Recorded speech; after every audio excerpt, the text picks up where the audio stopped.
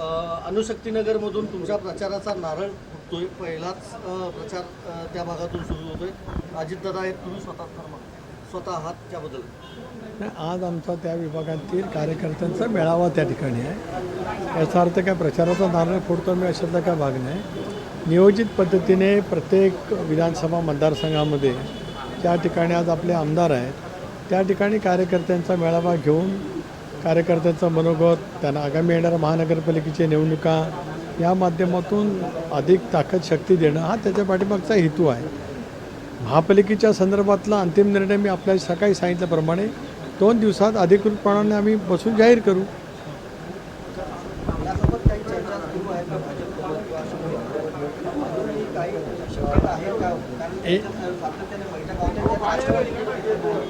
नाही आहे, कार्यकर्त्यांच्यात काही संभ्रम नाही. या संदर्भामध्ये मी काल आपल्याला प्रेस कॉन्फरन्समध्ये सांगितलं की स्थिती आहे. आज माझं आणि आशिष शेलारांचं बोलणं होईल. एक भाग राष्ट्रवादी काँग्रेस पक्षाच्या प्रमुख नेत्यांची काल मी बैठक त्या ठिकाणी घेतली आणि त्यांनासुद्धा त्या अनुषंगाने सांगितलेलं आहे उद्या या संदर्भातला आमचा निर्णय त्या ठिकाणी होईल. आज सगळे आम्ही आमदार अजितदादांच्याकडे जमणार आहोत. त्यावेळेला राज्यातल्या वेगवेगळ्या महानगरपालिकेची राजकीय स्थिती, तिथे होत असलेली स्थानिक पातळीवरची चर्चा, नेमकं महायुती म्हणून आपण काय काय करतो त्याचा आम्ही आढावा त्या ठिकाणी घेऊ आणि त्यामध्ये मुंबईचाही समावेश आहे. पण सर, आज तुम्ही एकीकडे म्हणताय की आमच्या चर्चा अजून सुरू आहे, दुसरीकडे अजित पवार यांची आज एक सभा आहे, मुंबईतली पहिली सभा असणार आहे आणि मुळात ती अणुशक्ती नगरमध्ये होतीये. नवाब मलिक यांच्या मतदारसंघामध्ये, जुन्या मतदारसंघामध्ये होतीये. नवाब मलिक यांनाच भाजपनी विरोध केलेला आहे. त्यामुळे कुठेतरी हे अंगुली निर्देश करणारं नाही आहे का की ज्यांच्यावर वाद आहे त्यांच्याच मतदारसंघात पहिली सभा? अंगुली निर्देश असं मानण्याचं काही कारण नाही. 2 वेगवेगळे भाग आहेत. एक भाग म्हणजे भारतीय जनता पक्ष असेल, शिवसेना असेल, त्यांच्या नेत्यांनीसुद्धा त्यांच्या विधानसभा मतदारसंघातल्या सदस्यांच्याकडे बैठका घेतल्यात. त्यावेळेला का आपण वेगळा प्रवाद निर्माण केला नाही. आत्ताच का करतो आहे मला काही कळत नाही. हे आपण ज्या माध्यमातून जे काही वेगवेगळं तयार करतो हे परिस्थितीची सुसंगत बिलकुल त्या ठिकाणी नाही. सना मलिक राष्ट्रवादी काँग्रेस पक्षाच्या महायुतीच्या माध्यमातून निर्वाचित झालेले आमदार आहेत.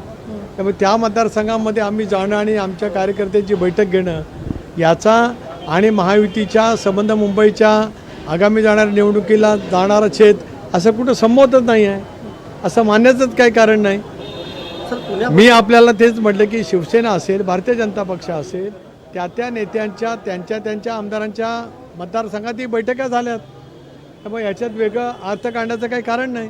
ठीक आहे. पुण्याबद्दल सर काय निर्णय झाला आहे आतापर्यंत? दोन्ही राष्ट्रवादी एकत्र येणार आहे. एक भाग असा आहे की पुण्यामध्ये स्पष्टपणाने माननीय मुख्यमंत्री महोदयांनी सांगितलं की आम्ही दोन्ही ताकदवान पक्ष त्या ठिकाणी असल्यामुळे एकत्रितपणाने निवडणुका लढलो तर त्याचा फायदा विरोधकांना होऊ शकतो. ही बाब माननीय मुख्यमंत्री महोदयांनी अगोदर स्पष्ट केली. अजितदादांनी सुद्धा त्याला दुजोरा दिला. आज दादांच्या जवळ पुन्हा एकदा त्या रात्री माझी प्रदीर्घ चर्चा त्या ठिकाणी होईल. पुण्याच्या वतीमध्ये त्यांनी आमच्या सर्व उमेदवारांच्या मुलाखती घेतलेल्या आहेत. त्याच्यामुळे त्या संदर्भामध्ये नेमकं कशा पद्धतीने पावलं उचलायची त्याचा निर्णय 2 दिवसामध्ये त्या ठिकाणी होईल. आता थोड्या वेळापूर्वी पत्रकार परिषदेला संबोधित करत असताना सुप्रिया सुळे यांनी सुद्धा हा प्रश्न जेव्हा त्यांना विचारला गेला की अजित पवारांच्या राष्ट्रवादीचा पर्याय तुमच्यासाठी खुला आहे का, त्यावर त्यांनी नकारात्मक उत्तर दिलेलं नाही आहे. म्हणजे कुठेतरी डायलॉग सुरू ठेवण्यासाठीचं दार मोकळं ठेवलेलं आहे. एक भाग असा आहे की ज्या वेळेला महायुती म्हणून भारतीय जनता पक्ष महायुतीतला आमचा मुख्य पक्ष आहे, ज्या पक्षाबरोबर आम्ही राष्ट्रीय पातळीवरती राज्य पातळीवरती युती करून आमचा NDAमधला सहभाग त्या ठिकाणी आहे. भारतीय जनता पक्षाबरोबरच्या चर्चेमध्येच माननीय मुख्यमंत्र्यांनी जे आज आमचे NDAचे राज्याचे नेते आहेत, भारतीय जनता पक्षाचे सुद्धा नेते आहेत, त्यांनी स्पष्टपणाची भूमिका पुणा आणि पिंपरी चिंचवडच्या वतीमध्ये अत्यंत योग्य पद्धतीने लॉजिक मांडत त्या ठिकाणी केलेली आहे. स्वाभाविकपणाने राष्ट्रवादी काँग्रेस पक्ष निवडणुकीला सामोरं जाणार आहे.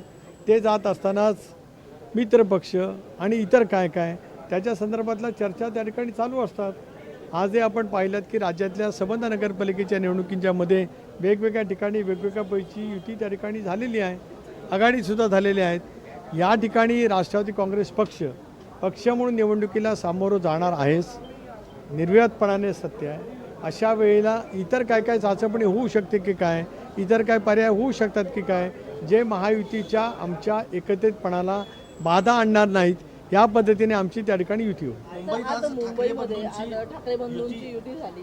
काय वाटतं या दोन ठाकरे सगळ्यामध्ये बंधू भावनिक एकत्र येऊन मुद्देच पाहायला मिळाले. मराठीचा मुद्दा आणि दुसरं मुंबई तोडली जाणार हेच मुद्दे. एक असं आहे की शिवसेनेची स्थापना मूळतः हिंदू हृदय सम्राट बाळासाहेब ठाकरे यांनी ज्या कालावधीमध्ये केली त्यावेळेला मराठी माणसाचा मुद्दा होताच, हिंदुत्वाचाही मुद्दा नंतर त्यांनी त्या ठिकाणी घेतला, ज्याची व्याप्ती महाराष्ट्रामध्ये मोठ्या प्रमाणावरती झालेली आपण त्या ठिकाणी पाहू शकतो.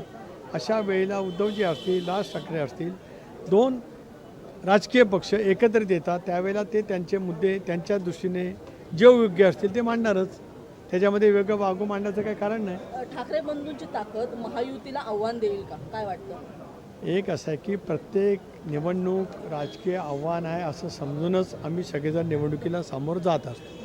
त्यामुळे कोणाचं आव्हान कमी आहे, कोणाला कमी लेखून आज महायुती निवडणुकीला सामोरं जात नाही. महायुती निवडणुकीला सामोरं जात असताना पूर्ण ताकदीने सामोरं जात असते. याही निवडणुकीमध्ये त्याच पद्धतीने मुंबईमध्ये निश्चितपणाने सामोरं जाईल.